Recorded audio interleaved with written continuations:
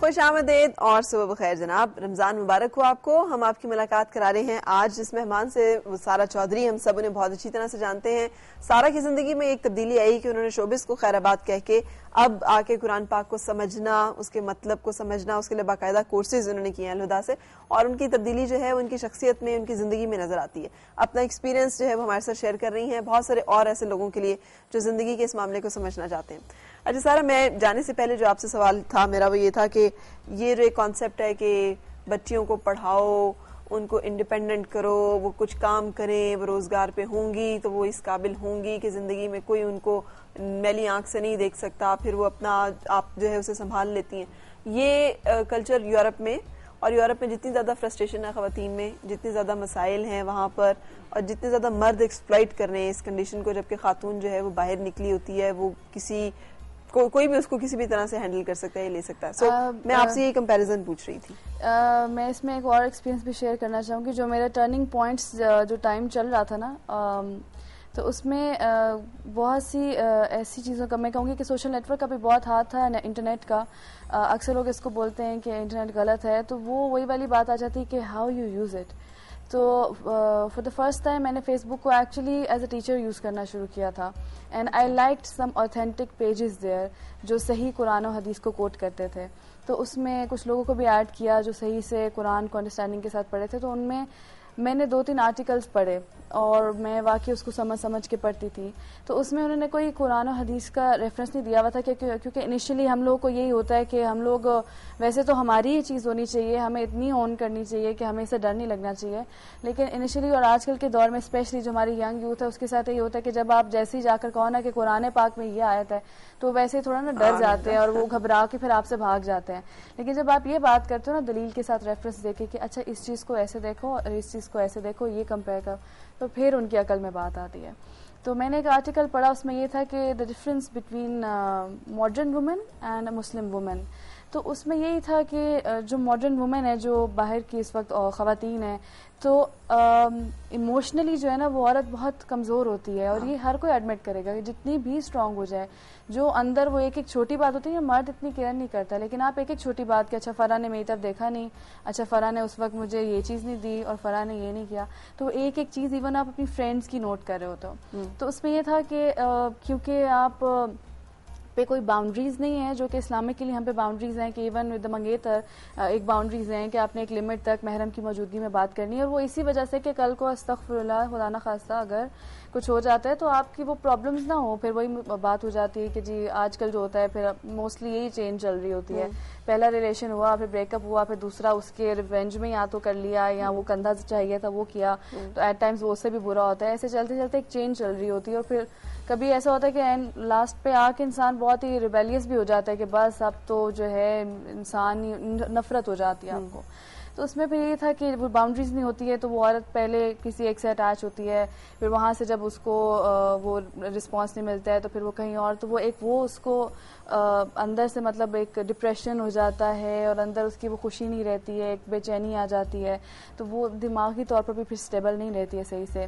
دوسری پھر یہی تھا کہ وہ کچھ باتیں ایسی تھی, وہ میں پھر اس کو آف کورس ٹیلی ویژن پہ شیئر نہیں کر سکتی, لیکن سمجھدار لوگ وہ بھی سمجھ آ گئے ہوگی کہ وہ بھی آپ جو ہے عورت کے لیے مطلب بہت خطرناک ہوتا ہے, اس کو بہت سی بیماریاں بھی لگتی ہیں ان چیزوں کی وجہ سے. ٹھیک ہے, تو انہوں نے یہ بھی کہا تھا کہ ابراڈ میں مطلب جو عورتیں کام کر رہی ہیں تو پھر ان کو کس اس پہ جانا پڑتا ہے, کہ کیسی جابس کرنی پڑتی ہیں. اس میں بہت سی ایسی جابس تھی جن پر میں شاکڈ تھی کہ اچھا ایسی بھی جابس ہوتی ہیں عورتوں کے لیے کہ مطلب وہ ان کو بندہ ڈسکس بھی نہیں کر سکتا ہے کہ باہر کے ممالک میں اس طرح کی جابس ہیں کہ ان کو انسان امیجن بھی نہیں کر سکتے کہ استغفر اللہ ایسی جابس بھی ہیں.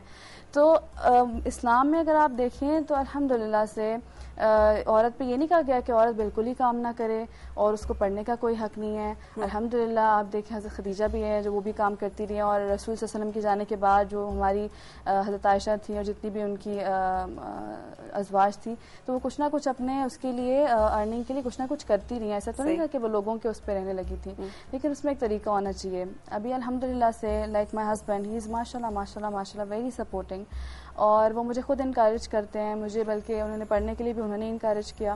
ہم لوگ پہلے مطلب encourage and support both of course both, because you choose not to work at all. آپ نے الحمدللہ میں نے خود سے بولا, یہ تو خیر میں بات ہمیشہ سے کہتی تھی کہ انشاءاللہ جب میری شادی ہوگی I'm not gonna work, کیونکہ ایسا نہیں ہو سکتا ہے کہ especially not gonna work here, کیونکہ جو آپ کی روٹین ہوتی ہے اس میں ایسا نہیں ہو سکتا ہے کہ آپ یہ ادھر بھی آ رہے ہو صبح 9-8 بجے تو پھر آپ ہسبینڈ کو ٹائم کس وقت دو گے, کل کو بچے ہوں گے, تو وہ تو الحمدللہ پہلے سے ڈیسائیڈڈ تھا. لیکن اللہ کا شکر ہے کہ اللہ تعالیٰ نے ایک اتنی بہتر کاز دی کہ اس کا انشاءاللہ مجھے پورا یقین ہے کہ ثواب بھی ضرور ملے گا. تو ابھی یہ کہ مائی ہسبینڈ انہوں نے ٹائم کے ساتھ ساتھ جسے کہتے ہیں نا, پہلے انہوں نے مطلب وی ٹو کا ٹائم, میں گئی, ہم نے اپنا لائف جو ہے ٹائم اسپینڈ کیا, گھر سیٹ کیا, یہ وہ گھومے پھرے سب کیا. پھر ہم بیٹھے, ہم نے کہا اچھا ایک اسٹیپ لے لیے, اب ناؤ واٹ ٹو ڈو, کیونکہ لوگوں کی اتنی پرواہ نہیں تھی, لیکن پھر بھی ایک وہ ہوتا ہے نا, لوگوں کو ایک بتانا ضروری ہوتا ہے. جب آپ ایک فیل کر رہے ہوتے ہیں نا چیز, ایک اچھی چیز, تو آپ کو دل چاہ رہا ہوتا ہے کہ میں ان کو بتاؤں آپ غلط سمجھ رہے ہیں, ایسا نہیں ہے, یہ ہے. تو ہم نے کہا کہ ایسا تو نہیں ہو سکتا کہ بس میں منہ سے بولتی رہوں, نہیں, اسلام کے لیے اور قرآن کے لیے اور اللہ کے لیے we have to actually do something because action speaks louder than words. صحیح. تو پھر انہوں نے مجھے انکریج کیا, انہوں نے کہا پڑھو تم جتنا ہو سکتا ہے. تو کرتے کرتے الحمدللہ میں الہدا تک پہنچ گئی and I studied. لیکن وہ ابھی جو مجھے پتا چلا آپ یہاں پہ تھیں الہدا میں اور آپ پڑھ رہی تھیں, اور ہسبینڈ آپ کے جو ہیں وہ دبئی میں تھے, ابو ظبی میں تھے. تو وہ ڈسٹینس دوری, تو یہ آپ نے پڑھنے کے لیے اسپیشلی وہ کیا کہ آپ ادھر آ گئی؟ وہ جسے کہتے ہیں کہ ہجرت کی ہے. اچھا. کی تو پاکستان واپس اپنے ملک ہے, لیکن اسے ہجرت ہی کہیں گے. ہاں, لیکن اپنے ہسبینڈ کو چھوڑ کے دور رہنا ایک بڑے مشکل. ابھی تو الحمدللہ سے وہ بھی واپس آ گئے ہیں, وہ بھی ہجرت کر رہے ہیں الحمدللہ. بالکل صحیح. تو یہ جو مرحلہ ہے اس میں انہوں نے سپورٹ کیا کہ اکثر نہیں کہتے ہو کہ چھوڑو کوئی ضرورت نہیں ہے. نہیں, میں اسی کے اوپر آ رہی ہوں کہ ایکچولی لاسٹ رمضان میں گئی تھی, اعتکاف پر گئی تھی, تو وہاں پر بس جسے کہتے ہیں نا ایک چین بنی ہوئی ہے ماشاءاللہ سے. مجھے یوں لگتا ہے جس اللہ تعالیٰ نے بس پکڑا ہوا تھا اور لے کر چلتے رہے, ساتھ لے کر چلتے رہے. کبھی کبھی لٹرلی ایسی فیلنگ آتی رہی کہ اللہ تعالیٰ لے کر چل رہے ہیں ساتھ نا. تو مجھے یہی تھا, اب ہم جب اس بات پر سوچ رہے تھے کہ اب میں کیسے پڑھوں اور ایکچولی کیا پڑھوں نا ایگزیکٹلی. قرآن میں نے پڑھنا شروع کر دیا تھا اور اپنے اون پر میں حدیث جتنی پڑھ سکتی تھی. تو پھر میں اعتکاف پر گئی, تو وہاں پہ مجھے کچھ میری فرینڈز ملی, وہ لوگ ادھر ہوتے ہیں, شارجہ میں ہوتے ہیں. انہوں نے مجھے کہا کہ ہم لوگ الہدا سے پڑھیں, وہاں پڑھیں. تو میں نے بولا ٹھیک ہے, میں نے وہاں پر شروع کیا. لیکن وہاں پر بھی نا ایک تو یہ تھا کہ کورس 2.5 سال کا تھا, تو تھوڑا لمبا تھا. دوسری بات یہ تھی کہ ایک جسے کہتے ہیں نا ماحول نہیں مل رہا تھا. وہ صرف میں اور میرے ہسبینڈ ہوتے تھے, تو وہ ایمان کا جو لیول ہوتا ہے نا وہ تب زیادہ تازہ ہوتا ہے جب آپ ملتے ہیں مختلف لوگوں سے اور ایک انوائرمنٹ ہوتا ہے. تو پھر مجھے پتا چلا کہ پاکستان میں جو ہے وہ جنوری سے شروع ہو رہا ہے. تو میرے پھر ہسبینڈ سے میں نے ڈسکس کیا, تو تھوڑا سا ان کو پہلے تو فیل ہوا کہ چھوڑ کے جا رہی ہے وہ. لیکن پھر ہم نے یہ سوچا کہ جب اللہ کے لیے کیا ہے, اتنا کچھ کیا ہے, تو پھر یہ بھی اللہ تعالیٰ کی طرف سے اگر آزمائش ہے تب بھی ہمیں منظور ہے. اور پھر ہمیں یہ تو یقین تھا کہ انشاءاللہ اس میں کوئی نہ کوئی بھلائی ہوگی. تو الحمدللہ یہ بھی اتنے مزے کی بات ہوئی کہ جب مجھے آنا تھا تو مجھے یہ بہت چیز ڈسٹرب کری تھی کہ پاکستان میں پردے کا اس طرح سے اتنا کانسیپٹ نہیں ہے. تو مجھے یہ تھا کہ میں کہاں رہوں گی, کن لوگوں کے ساتھ رہوں گی, کیونکہ میری فیملی لاہور میں ہوتی ہے اور یہ مین برانچ اسلام آباد میں تھی اور میرا سسرال پشاور میں ہے. تو یہ ایک عجیب سی بات سمجھ نہیں آ رہی تھی.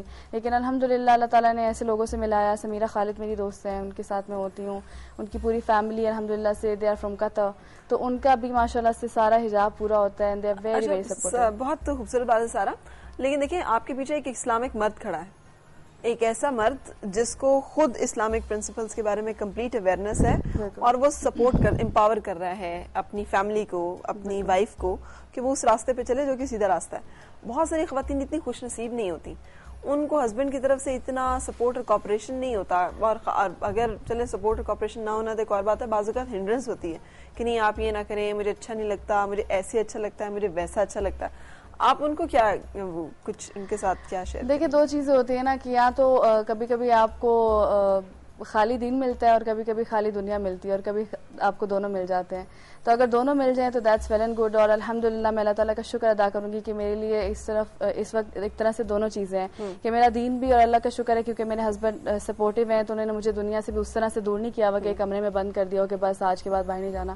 ہم لوگ ابھی بھی باہر جاتے ہیں. ہی از ناؤ وہ مجھے ابھی انکریج کریں کہ میں اپنا ابایا لائن شروع کروں, مطلب کچھ اور بھی اس طرح سے شروع کروں. اور ابھی بلکہ میں نے رمضان راشن پیک کی ہم لوگوں نے شروع کی تھے کیمپین, تو اس میں بھی انہوں نے مجھے اتنا سپورٹ کیا میرے ساتھ, مطلب وہ جا کے کرتے رہے, پیسے ان کے میں نے اکاؤنٹ پہ منگوائے تھے تو وہ لاتے تھے, مجھے بتاتے تھے اور خوش ہوتے تھے نا کہ تم نے کوئی چیز اسٹیپ کی ہے تو ماشاءاللہ سے. تو اگر آپ کو یہ دونوں چیزیں مل جائیں تو یہ تو بہت بڑی اللہ تعالیٰ کی طرف سے جو ہے آپ کے اوپر جسے کہتے ہیں رحمت ہے, بلیسنگ ہے. اچھا سارا, ایک اور چیز بھی مجھے بتائیے گا, آپ کو بہت سارے اور لوگ بھی اپروچ کر رہے ہوں گے, آپ خوبصورت تھیں, آپ بہت سارے لوگ آپ کو دیکھتے تھے, پسند کرتے تھے, شوبز کے لوگ بھی ہوں گے, اور بھی لوگ ہوں گے, بہت سارے لڑکے مرد حضرات. سو پک کرنے کا وہ جو ایک ڈیسیجن ہوتا ہے نا آدمی کے فیصلے کے اوپر, جسے کہتے ہیں نا جب آپ ایک چیز کوئی فیصلہ کر لیتے ہیں یا کوئی ایک چیز آپ پک کر لیتے ہیں, چوز کر لیتے ہیں, معاملات اس کے اکارڈنگلی پھر ہوتے ہیں. آپ ہی کی اسی بات کو کرتے ہوئے آپ نے یہ جو فیصلہ کیا تھا ان سے شادی کا, یہ کس چیز پہ بیس تھا, اس میں کیا چیز مین تھی؟ کیا آپ کو پتا تھا کہ یہ بندہ اتنا زیادہ ریلیجیس مائنڈیڈ یا اتنا زیادہ ایک مثبت سوچ کا ہے, یا پھر کچھ اور فیکٹرز بعد میں آپ کو پتا چلا کہ یہ بھی ایک پلس ہے اس میں؟ ریلیجیس ڈیفینیٹلی, وہ تو لیٹر آن جا کر ہم دونوں کا احساس ہوا تھا کہ یہ بھی ایک امپورٹنٹ چیز ہے جو آپ کے ساتھی میں ہونی چاہیے. لیکن اس سے پہلے الحمدللہ ایک تو وہ غیرت مند تھے بہت, صحیح ہے, اور مطلب میں جب ان کے ساتھ ہوتی تھی آئی یوز ٹو فیل پروٹیکٹیو. انہوں نے کبھی مجھے اس طرح ٹریٹ نہیں کیا جیسے ہوتا نا کہ مطلب سٹار ہے میرے ساتھ تو بس میں اپنا جو ہے شو مارتا پھروں کہ ہاں جی میرے ساتھ سٹار ہے. ہی یوز ٹو لائک, مطلب ان کو پہلے تو یہ ہوتا تھا کہ میرے ساتھ باہر جانا تو لائک تھوڑا تمیز سے جانا نا, یہ نہیں کہ پتا چلے بالکل ہی کوئی ایسے ویسے کوئی کپڑے ہیں وہ, تو یوز ٹو سے کلیئر کٹ کہ ہم لوگ سارے فیملی کے ساتھ الحمدللہ باہر جاتے تھے تو یہ کہتے تھے جو میرے ساتھ جا رہا ہے تو وہ صحیح طرح سے تمیز کے ساتھ جائے گا نا. تو میری بہنیں ہنستی بھی تھی, وہ کہتی تھی یہ بھائی کو چیک کرو نا کس طرح ہمیں بولتے ہیں. تو یہ تھا کہ جب میں باہر جاتی تھی تو مجھے کبھی یہ چیز نہیں فیل ہوئی ہے کہ پتہ نہیں میں کس کے ساتھ آ گئی اور میں کوئی شو پیس ہوں یا کیا ہوں. ہی یوز ٹو پروٹیکٹ می, جسے کہتے ہیں نا کمپلیٹلی, الحمدللہ. اور دوسری چیز یہ تھی کہ he was good at heart. انہوں نے کبھی نہ تو کبھی کسی کا برا چاہا تھا, اور میرے ساتھ بھی یہی الحمدللہ اللہ کا شکر ہے کہ ایک اچھی چیز تھی کہ میرے دل میں کبھی بھی کسی کے لیے برا نہیں تھا کہ میں کسی کا کوئی حاصل کر لوں چیز, اس کو فیم کیوں مل گیا ہے یا اس کو یہ کیوں مل گیا ہے یا اس میں یہ کیا ہے, اس کے ساتھ تو میں برا کر دوں, اس کی میں برائی کر دوں اور وہ کر دوں. تو الحمدللہ ان میں بھی یہ چیز تھی کہ وہ دل کے بہت اچھے تھے, اللہ کا شکر ہے. صحیح. اچھا, آپ نے یہ جو قرآن پاک کو سمجھنے کا ڈیسیژن کیا, مطلب اس کی ضرورت, آپ کو اس کا فائدہ کیا فیل ہو؟ کیونکہ بعض اوقات لوگ انسان چینج کر لیتے ہیں لیکن اتنا زیادہ آگے جانا, کہ آپ کا ارادہ کوئی واقعی, جیسے وہ آپ کالر نے پوچھا تھا, کوئی پروگرامز یا تبلیغ میں آنے کا باقاعدہ اس کو آگے پھیلانے کا کوئی ارادہ ہے, اس طرح کا کوئی مشن ہے؟ بالکل بھی پہلے تو پلان نہیں تھا, بس یہ پتا تھا کہ یہ چیز جو ہے اللہ تعالیٰ کے لیے اتنا انشاءاللہ سیکریفائس کرنا ہے, سب کرنا ہے, لیکن اتنا یہ نہیں پتا تھا کہ آگے کیا کرنا ہے. ایکچولی جب میں, اور یہ بھی چیز نہیں تھی ابھی تک, ہم لوگوں کو یہ احساس ہی نہیں ہے کہ قرآن کا ترجمہ سمجھ آنا کتنی بڑی بلیسنگ ہے. ہم لوگوں کو بالکل یہ اندازہ ہی نہیں ہے, اور مجھے بھی لٹرلی نہیں پتا چل رہا تھا. میرے ہسبینڈ کو ماشاءاللہ فیصل کو جو ہے ان کو آتی ہے, تو وہ بولتے بھی تھے, تب بھی مجھے اتنا اندازہ نہیں ہوتا تھا. جب میں ان کو کوئی آیت ایسے قرآن پڑھ کے پڑھ رہی ہوتی تھی تو وہ کہتے تھے اچھا یہ وہ والی آیت ہے نا, اس کی یہ ٹرانسلیشن ہے. تو میں ویسے فیسینیٹ ہوتی تھی لیکن کبھی امپورٹنس نہیں سمجھی. اور ہم نے کبھی پاکستان میں تراویح عورتوں نے اس طرح سے پڑھی نہیں ہے کہ مسجد میں جا کے پڑھیں, بس گھر میں پڑھتے تھے, اینڈ دیٹس آل. تو لاسٹ ایئر جب میں ابو ظبی میں اپنے اس پہ اعتکاف پر گئی شارجہ میں, تو میں نے جس دن پہلے دن میں تراویح میں کھڑی ہوئی تو انہوں نے قرآن پڑھنا شروع کیا, تو وہ کیونکہ آخری کچھ صورتیں چل رہی تھیں تو قاری صاحب رو رہے تھے, اور میرے ساتھ جتنی بھی وہ عرب عورتیں تھیں ان کو سمجھ آ رہا تھا, تو وہ بھی رو رہی تھی, سمجھ کر رو رہی تھی نا. تو مجھے نا ایک جسے کہتے ہیں نا ایک بے چینی شروع ہو گئی نا, تو میں اس بات پر رونا شروع کی کہ یا اللہ مجھے کیوں نہیں سمجھ آ رہا ہے, یہ ایسی کیا بات ہے کہ ان لوگوں کو سمجھ آ رہا ہے, مجھے نہیں سمجھ آ رہا ہے. کوئی تو راستہ ہوگا کہ مجھے بھی سمجھ آئے کہ یہ پڑھ کیا رہے ہیں قاری صاحب, بات کیا ہو رہی ہے. اور آپ نے تو اللہ تعالیٰ فرمایا کہ یہ آپ کا کلام ہے, اور جب ہم چاہیں کہ ہم آپ سے بات کریں تو ہم اسے پڑھیں, تو مجھے کیسے پتہ چلے گا کہ آپ اس وقت ہمیں کیا کہہ رہے ہیں. تو میں نے اتنا رو رو کر دعا کی, اور وہی کہتے ہیں نا کہ دعا قبول ہوتی ہے. الحمدللہ اللہ کا شکر ہے, میری تو میں جسے کہوں گی کہ دعائیں قبول ہوئی ہیں. میں کسی دعا پہ نہیں کہہ سکتی کہ دعا قبول نہیں ہوئی. اور رمضان کا مہینہ تھا, الحمدللہ میں نے یہی سب سے زیادہ دعا کی اس پورے اعتکاف میں کہ یا اللہ کچھ ایسا کر دے کہ جب اگلا رمضان آئے تو مجھے سمجھ آ رہی ہو. اور الحمدللہ اللہ تعالیٰ نے دعا قبول کی. ابھی 3 دن سے جو میں تراویح پڑھ رہی ہوں تو سورہ البقرہ چل رہی ہے, تو الحمدللہ ایسے لگ رہا ہوتا ہے جسے کہتے ہیں کہ واقعی آئی بلانگ ٹو دس, واقعی میرا اسلام ہے, واقعی میرا دین ہے, واقعی قرآن جو ہے یہ میری کتاب ہے, مطلب میں اس سے ریلیٹ کرتی ہوں, اس سے میرا کوئی تعلق ہے, کیونکہ مجھے سمجھ آ رہا ہے کہ اچھا اب یہ آیت چل رہی ہے, اب اللہ تعالیٰ یہ بات کر رہے ہیں, اب اللہ تعالیٰ یہ بات کر رہے ہیں. اور جب واقعی ایسی بات آیات آتی, مطلب یہ شعور ہی نہیں تھا ہمیں کبھی کہ آپ کی فیوریٹ آیات بھی ہو سکتی ہیں, یا آپ یہ بھی کہہ سکتے ہو کہ تمہیں پتہ ہے فرح یہ والی, ہاں کہتے ہیں نا کہ فرح یہ آیت مجھے اتنی پسند ہے نا, یہ پڑھو اس کا کتنا, مطلب یہ کانسیپٹ ہی نہیں تھا ہمیں. اور یہ کہ یہ والی حدیث پڑھو کتنی خوبصورت ہے. تو اب وہ جو یہ ایک نئی چیز ہے نا, اور سب سے بیسٹ چیز ہے کہ ایک شعور آ گیا ہے. بالکل صحیح, ایک شعوری زندگی ہے. ایک قدم رکھنے سے پہلے بھی پتا ہوتا ہے کہ یہ قدم کہاں جا رہا ہے, اس کا مقصد کیا ہے, اس کے آگے کیا ہونا ہے. اور فیملی کا ری ایکشن سارا کیا رہا؟